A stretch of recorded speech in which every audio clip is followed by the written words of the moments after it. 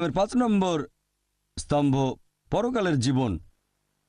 আল্লাহ পবিত্র কোরআনে বলেছেন সূরা মুলক অধ্যায় নম্বর 67 আয়াত নম্বর 2, আল্লাযী খালাকাল মাউতা ওয়াল হায়াতা। আল্লাহ তাআলা সৃষ্টি করেছেন জীবন ও মৃত্যু পরীক্ষার জন্য কে তোমাদের মধ্যে কর্মোত্তম। এই জীবন পরকালের জন্য একটা পরীক্ষা। আর পরকালের জীবনে বিশ্বাস ঈমানের ক্ষেত্রে বাধ্যতামূলক, এছাড়া ঈমান পূর্ণ হবে না। কেন? অনেক মানুষ এভাবে বলে মৃত্যুর পরের জীবন এটা অযৌক্তিক। অনেকে পরকালের জীবনে বিশ্বাস করে না, সর্বশক্তিমান আল্লাহকেও বিশ্বাস করে না। তাকে যুক্তি দিয়ে বোঝাবো কিভাবে? এখানে যুক্তিটা হচ্ছে, একটা লেকচার দিয়েছিলাম কোরআন অ্যান্ড মডার্ন সায়েন্স। সেখানে বলেছিলাম পবিত্র কোরআনে 6000-এর বেশি আয়াত আছে, আর তার মধ্যে প্রায় 1000 খানেক আয়াত বলছে বিজ্ঞান সম্পর্কে। আর যেসব আয়াতগুলো বিজ্ঞান সম্পর্কে বলছে আনুমানিকভাবে তার মধ্যে 80% আয়াত এখনকার বিজ্ঞান আমাদের বলছে এগুলো 100% সঠিক। কারণ বিজ্ঞান এখন অনেক এগিয়ে গেছে গত কয়েকশো বছরের মধ্যে। এখনকার বিজ্ঞান বলছে কোরআনের যে আয়াতগুলো বিজ্ঞান সম্পর্কে বলছে তার আনুমানিক 80% একেবারে 100% সঠিক। বাকি 20% আয়াত সম্পর্কে এখনো জানতে পারিনি। তার মধ্যে একটা হচ্ছে পরকালের জীবন। বিজ্ঞান এখনো এতটা উন্নত হয়নি যে পরকালের জীবনকে প্রমাণ করে দেখাবে। বিজ্ঞান এখনো বেহেশত দোজখ প্রমাণ করতে পারেনি, জিনের অস্তিত্ব প্রমাণ করতে পারেনি। এরকম 20% আয়াত এখনো প্রমাণিত হয়নি পবিত্র কোরআনের আয়াত। তাহলে কি অন্ধভাবে পরকালের জীবনে বিশ্বাস করছি? আমি বলবো এটা লজিক্যাল বিশ্বাস। আমার যুক্তি বলছে পবিত্র কোরআনে যে আয়াতগুলো বিজ্ঞান সম্পর্কে বলছে সেগুলো 100% সঠিক। 20%-এর ব্যাপারে জানা যায়নি সঠিক না বেঠিকও না। আমার যুক্তি বলছে যে ইনশাআল্লাহ এই 20%ও সঠিক হবে। এটাই লজিক্যাল বিশ্বাস। এই 20%-এর মধ্যে একটা হচ্ছে পরকালের জীবন। এখন একজন মানুষকে এই পরকালের জীবন সম্পর্কে কিভাবে বোঝাতে পারি? ধরেন একজন লোক পরকালের জীবনে বিশ্বাস করে না আর সর্বশক্তিমান আল্লাহকেও বিশ্বাস করে না। এখন তাকে বোঝাবো কিভাবে? আমি আপনাদের একটা প্রশ্ন করি যে চুরি করা ভালো না খারাপ? চুরি করা ভালো না খারাপ? খারাপ। সবাই বলবে খারাপ। ধর্ষণ করা ভালো না খারাপ? কে বলবে এটা ভালো? কেউ না। 4000 মানুষের কেউ বলছে না যে চুরি করা ভালো বা ধর্ষণ করা ভালো। সবাই একমত। আচ্ছা, এবার একটা উদাহরণ দেই। ধরেন আমি একজন স্মাগলার।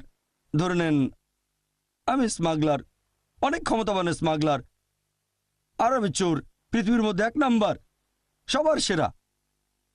আর ধরেন আপনারা কেউ পরকালের জীবনে বিশ্বাস করেন না, আল্লাহকে বিশ্বাস করেন না। তাহলে আপনারা আল্লাহকে বিশ্বাস করেন না, পরকালের জীবনে বিশ্বাস করেন না, আর আমি একজন স্মাগলার, সেরা স্মাগলার, খুব বুদ্ধিমান, সবসময় যুক্তি খাটিয়ে কাজ করি। আমি আপনাদের বলছি যে চুরি করা ভালো। আমি বলছি চুরি করা ভালো। আমি সবসময় যুক্তি মেনে চলি, সবসময় বিজ্ঞান মেনে চলি। আমি আপনাদের প্রশ্ন করছি, একটু আগে আপনারা সবাই বললেন যে চুরি করা খারাপ, চুরি করা খারাপ।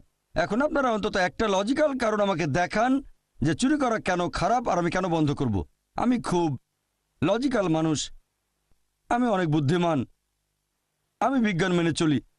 এখন আমাকে অন্তত একটা বৈজ্ঞানিক কারণ দেখান যে চুরি করা খারাপ কেন, তাহলে আমি চুরি করা বন্ধ করব। কেউ কেউ আমাকে মাত্র একটা কারণে দেখাতে পারবেন? অন্যের অধিকার কেড়ে নিচ্ছেন। আপনি অন্যের অধিকার কেড়ে নিচ্ছেন। মেনে নিলাম যে আমি অন্যের অধিকার কেড়ে নিচ্ছি। আমি হয়তো কারো 1000 টাকা চুরি করছি, তার অধিকার কেড়ে নিচ্ছি। এটা তার জন্য খারাপ, আমার জন্য না। আমি বলছি যুক্তি দিয়ে বোঝান যে এটা আমার জন্য খারাপ কেন। যদি কারো কাছ থেকে 1000 টাকা চুরি করি তাহলে ভালো হোটেলে খাওয়া দাওয়া করতে পারবো, 5 স্টার হোটেলে যেতে পারবো, সিনেমা দেখবো, এতে আমার উপকার হবে। আপনারা আমাকে যুক্তি দেখান যে এটা আমার জন্য কেন খারাপ হবে। যার চুরি যাচ্ছে তার জন্য এটা খারাপ। পুলিশ শাস্তি দেবে। আরেক ভাই বললেন পুলিশ আমাকে শাস্তি দিতে পারে, পুলিশ আমাকে অ্যারেস্ট করবে। ভাই, পুলিশ তো আমার পকেটে আছে, মন্ত্রী মিনিস্টার আমার পকেটে। বলছি তো আমি হচ্ছি সেরা স্মাগলার, পৃথিবীর মধ্যে 1 নাম্বার। আপনি ছোটখাটো চোর, তাই চুরি করলে ধরা পড়ে যাবেন। আমি হচ্ছি সেরা চোর, মাফিয়ার নাম শুনেছেন? পুলিশ আমার পকেটে থাকে, মন্ত্রী মিনিস্টারের পকেটে, তারপর কোর্টের জজ আমার পকেটে। সবাইকে আমি টাকা দেই।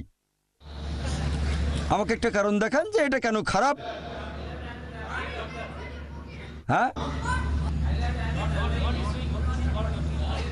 মনে রাখবেন প্রথমেই বলেছি যে ধরে নেবেন আপনারা হলেন সেই সব মানুষ যারা আল্লাহকে বিশ্বাস করে না, পরকালে বিশ্বাস করে না, আর আমি স্মাগলার।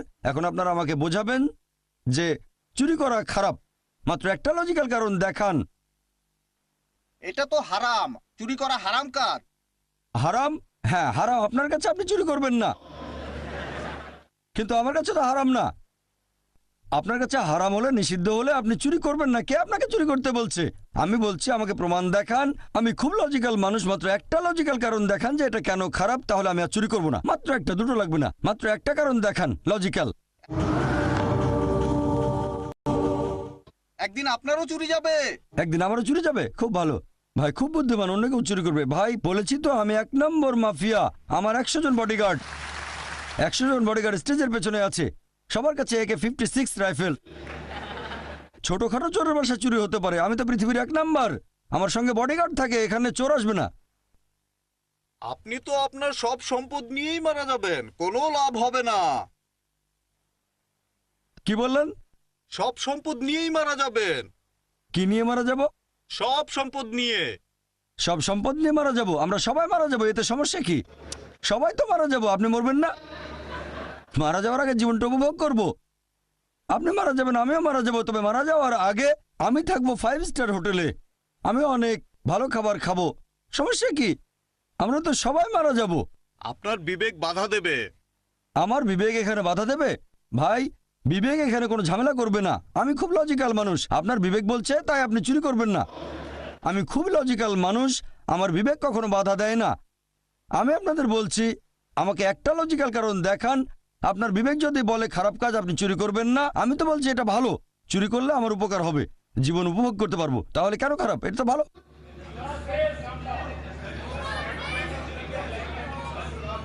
আমি একটু বলবো, সরি? সহজে টাকা পেয়ে যাচ্ছেন, এটা কি ভালো? কোনটা ভালো? আপনি তো কোনো কাজ করছেন না, যে টাকাটা আপনি পাচ্ছেন সেটা তো খুব সহজেই চলে আসছে। ভাই আপনি বললেন যে আপনি কোনো কাজ না করেই সহজে টাকা পাচ্ছেন। কোনো কাজ না করেই টাকা পাচ্ছেন।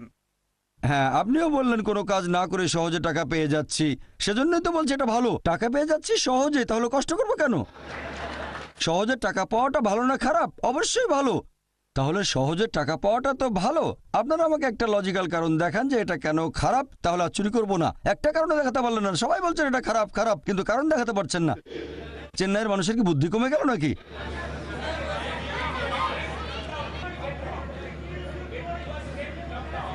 সরি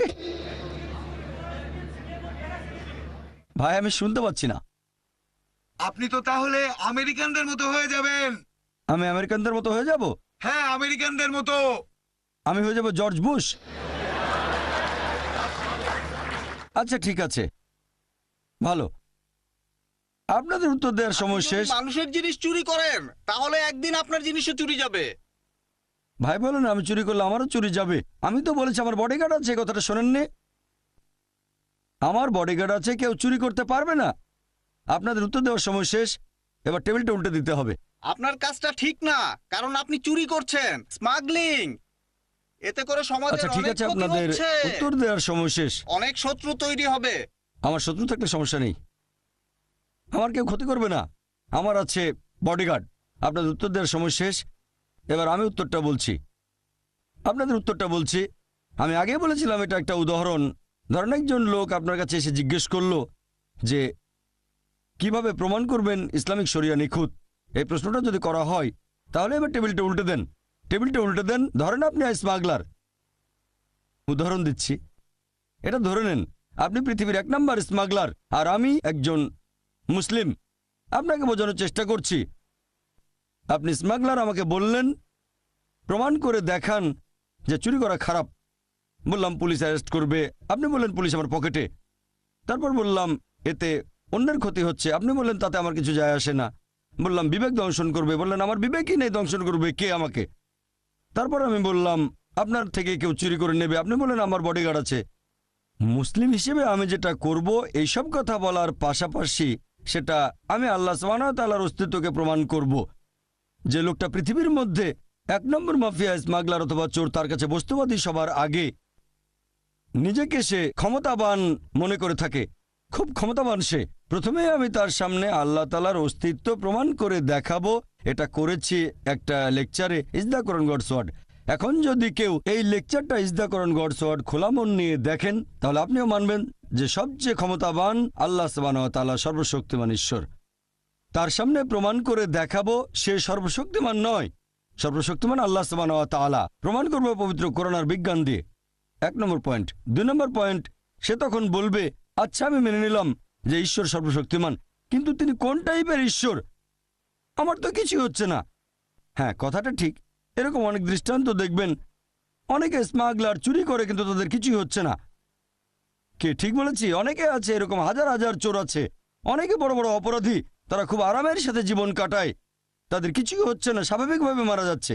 হ্যাঁ, কেউ হয়তো খুন হয়, কেউ বা অ্যারেস্ট হয়, তবে অনেকেই জীবনটাকে উপভোগ করে মারা যায়, স্বাভাবিকভাবে মারা যায়। এখন সে প্রশ্ন করবে ঈশ্বর যদি এমন মহান হন তাহলে শাস্তি দিচ্ছেন না কেন? এটা আবার কোন ধরনের সুবিচার? আল্লাহ পবিত্র কোরআনে বলেছেন সূরা নিসা অধ্যায় নম্বর 4 আয়াত নম্বর 40, আল্লাহ সুবহানাহু ওয়া তাআলা কারো প্রতি অনুপরিমাণও জুলুম করেন না, তিনি কারোর সাথে অবিচার করেন না। আর আপনি যদি কাউকে জিজ্ঞেস করেন, সে জানে যে সবার উপরে সে নয়, প্রমাণ করেছেন সে সবার উপরে না, তখন যদি অবিচার করা হয় অন্য কারোর সাথে সে কিছু বলবে না। তবে কেউ চায় না নিজের প্রতি অবিচার হোক। একজন লোক অন্য কারো মা বা স্ত্রীকে ধর্ষণ করলো, তাকে মৃত্যুদণ্ড দিলে আপনারা বলবেন বর্বর আইন। যদি ধর্ষণ করা হয় আপনার মাকে, তখন মনে হবে যে মৃত্যুদণ্ড সবচেয়ে ভালো। অবিচার যদি হয় আপনার সাথে, তখন বুঝতে পারবেন যে সুবিচার করতে হবে। সবাই এখানে একমত হবেন যে অবশ্যই সুবিচার করতে হবে। এখন প্রশ্ন হচ্ছে, এই পৃথিবীতে আমরা সুবিচার করব কিভাবে? সবাই তো সুবিচার পাবে না। যেমন ধরেন, আপনি এটা জানেন যে হিটলার 60 লক্ষ ইহুদিকে হত্যা করেছিল। কতজন? 60 লক্ষ ইহুদি। ধরেন আপনি আজকে হিটলারকে ধরলেন, তাকে এখন কি শাস্তি দেবেন? কি শাস্তি দেবেন? ম্যাক্সিমাম তাকেও গ্যাস চেম্বারে পাঠিয়ে দেবেন, তাতে মাত্র একটা জীবনের ক্ষতিপূরণ হবে। বাকি 59,99,999 জন ইহুদি ছিল, তাদের ব্যাপারে কি হবে? তারা সুবিচার পাবে না? এটা আবার কোন ধরনের আইন? একে সুবিচার বলবেন? আল্লাহ পবিত্র কোরআনে বলেছেন সূরা আলে ইমরান অধ্যায় নম্বর 3 আয়াত নম্বর 185 যে कुल्लु नफ्सिन जायकातुल मौत। জীব মাত্রই মৃত্যুর স্বাদ গ্রহণ করবে, আর চূড়ান্ত বিচার হবে রোজ কিয়ামতের দিনে। আর যাকে দোজখের আগুন থেকে দূরে রাখা হবে, বেহেশতে নেওয়া হবে, সে পৃথিবীর উদ্দেশ্য অর্জনে সফল কাম। কারণ এই পার্থিব জীবন এটা ছলনাময় ভোগ বিলাসিতা ব্যতীত আর কিছুই নয়। তাহলে চূড়ান্ত হিসাব কিতাব, চূড়ান্ত বিচার সেটা হবে রোজ কিয়ামতের দিনে। সেটাই হচ্ছে চূড়ান্ত হিসাব কিতাব। তাহলে যেভাবে একজন মাফিয়াকে বাধা দেবেন, কেউ তার ক্ষতি করতে পারবে না, মন্ত্রী মিনিস্টার পকেটে, জজ তার পকেটে, পুলিশ তার পকেটে, সেটা হচ্ছে আখিরাতের জীবনের শাস্তি। এটা দিয়ে ইসলামিক শরিয়া সম্পূর্ণ হয়, পরকালের জীবনে বিশ্বাস। তাহলে শরিয়ার লেভেল 3টা। 1 নাম্বার হচ্ছে যে সাধারণ কিছু আইন, চুরি করো না, ধর্ষণ করো না। 2 নাম্বার, চুরি অথবা ধর্ষণ করলে শাস্তি পেতে পারেন। 3 নাম্বার, যেসব লোক আইন মেনে চলতে চায় না তারা ধরা পড়লে শাস্তি পাবে। তবে সব জায়গায় তো ইসলামিক শরিয়া নেই। আমেরিকা ইসলামিক শরিয়া প্রচলিত না, ভারতেও ইসলামিক শরিয়া নেই, তাহলে পৃথিবীতে কোনো শাস্তি পাচ্ছে না। তারা আসলে শাস্তিগুলো পাবে আখিরাতে। আর আল্লাহ সুবহানাহু ওয়া তাআলা যদি আখিরাতে হিটলারকে শাস্তি দিতে চান, আল্লাহ পবিত্র কোরআনে বলেছেন সূরা নিসা অধ্যায় নম্বর 4 আয়াত নম্বর 56, যারা আমার আয়াত প্রত্যাখ্যান করে তাদের দোজখের আগুনে দগ্ধ করব, আর তাদের চামড়া যখন পুরোপুরি দগ্ধ হয়ে যাবে সেখানে নতুন চামড়া দেওয়া হবে যাতে তারা ব্যথা অনুভব করতে পারে। এখনকার বিজ্ঞান জানতে পেরেছে আমাদের চামড়ার নিচে পেইন রিসেপ্টর থাকে।